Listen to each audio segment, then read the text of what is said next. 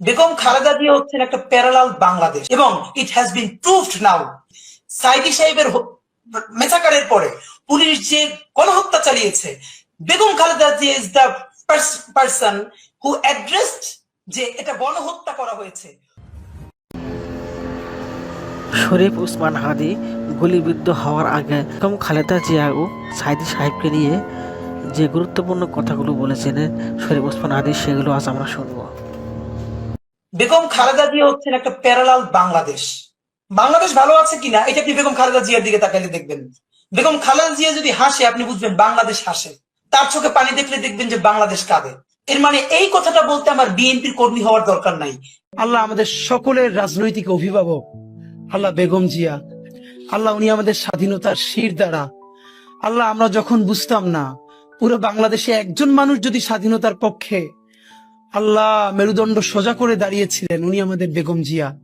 আল্লাহ উনি চরম অসুস্থ অবস্থায় আছেন। আল্লাহ আমাদের প্রাণের অভিভাবক বেগম জিয়াকে আল্লাহ আপনি সুস্থ করে দেন। কিন্তু বাংলাদেশ একটা স্থিতিশীল পর্যায়ে গেছে, আল্লাহ স্বাধীন সার্বভৌম একটা দেশ হিসেবে দাঁড়িয়ে গেছে। উনি যে লড়াইটা করেছিল সেই লড়াইয়ের ন্যূনতম একটা ফসল ঘরে তোলা পর্যন্ত আল্লাহ ওনাকে নেক হায়াত দিয়ে দেন। তারেক রহমান সাহেবকে যখন পিজিতে 111 এর পরে নেওয়া হয়েছে, আজকেও ছবিটা দেখছিলাম, বেগম জি ওনাকে দেখতে গেছে। তারেক রহমান সাহেব ঘাড় সোজা করে মায়ের কোলে মাথা রাখতে পারতেছেন না। একজন মায়ের সামনে সন্তানকে পিটানো হচ্ছে, পরের সন্তানটাকে অলমোস্ট হত্যা করা হয়েছে, সবকিছু নাই হয়ে গেছে। কি পরিমাণ ওনারশিপ দেশ মানুষের প্রতি কমিটমেন্ট থাকলে তিনি বলেন এই দেশ ছাড়া আমার আর কোনো জায়গা নাই, আমি আর কোথাও যাব না। এদেশের নেতৃত্ব বেগম খালেদা জিয়া দেশপ্রেমী। সন্তানদের সামনে নিয়ে 111 এর সময় বলছে যে আপনি খালি দস্তখত দেন যে আর দেশে রাজনীতি করবেন না, 2 সন্তান সহ চলে যান। কোকোকে হারাইছে তারেক রহমান, আমার খুব মনে আছে এখানে পিজি হসপিটালে আমরা তখন ছোট, 111 এর পর যখন তার পিজি হসপিটালে আনছে ঘাট দাঁড় করাইতে পারে না, বেগম জিয়া দৌড়ে আসছে দেখতে, মার কোলে মাথা রাখতে পারে না। এই ভদ্র মহিলার আল্লাহ কি দেশপ্রেম দিয়ে বানাইছে দেখেন, সে দেশ ছাড়ে নাই, সে বলছে বাংলাদেশ ছাড়া আমার আর কোনো জায়গা নাই।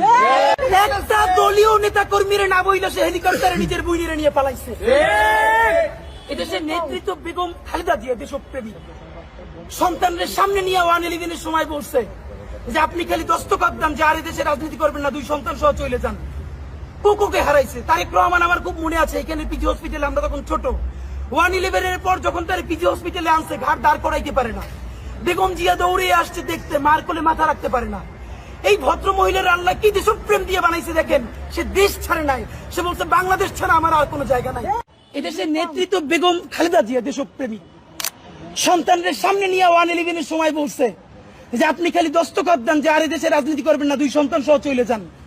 এই ভদ্র মহিলার আল্লাহ কি দেশপ্রেম দিয়ে বানাইছে দেখেন, সে দেশ ছাড়ে নাই, সে বলছে বাংলাদেশ ছাড়া আমার আর কোনো জায়গা নাই। বিবিসি বাংলা তাকে প্রশ্ন করছে যে ভারত বিরোধিতাই কি একমাত্র আপনার বা বিএনপির রাজনীতি? বেগম জিয়া উঠে বললেন আমরা ভারত বিরোধিতা করি, কি বলেছে? আমি বাংলাদেশের রাজনীতি করি, স্বাধীনতা সার্বভৌমত্বের কথা বলি। বাংলাদেশের স্বার্থের কথা বলতে গিয়ে যদি কোনো দেশের বিরুদ্ধে যায় সেটা আমার কি দোষ? এবং শেখ হাসিনা 2008-এ নির্বাচিত হয়ে প্রথম যখন ইন্ডিয়া সফরে গেল তখন বেগম জিয়া বললেন যদি দেশের জন্য ভালো কিছু করা হয়, আমি একদম শব্দটা ধরে বলতে পারি, তাহলে স্বাগত জানাবো।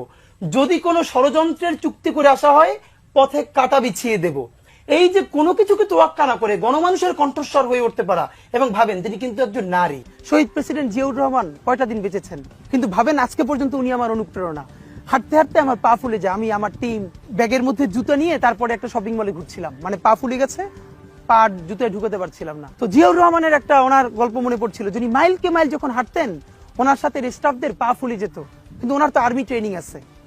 তখন তাকে বলতো স্যার আপনার তো আর্মি ট্রেনিং, আমরা তো আর পারি না। এই জন্য ওনাকে মানুষ রাখাল রাজা বলতো।